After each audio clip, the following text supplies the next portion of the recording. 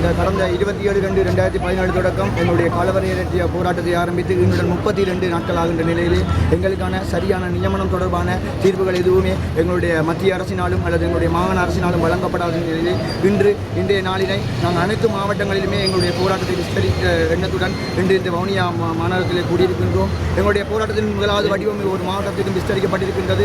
எங்களுக்கான சரியான தீர்வுகள் வழங்கப்படுவதற்கான எந்த ஒரு நடவடிக்கையும் அரசு போலியான வாக்குறுதிகளை மட்டும் வழங்கிய வண்ணமே இருக்கின்றதே தவிர அதற்கான நடவடிக்கைகளை துரிதப்படுத்துவதாக எங்களால் காண முடியாமல் உள்ளது.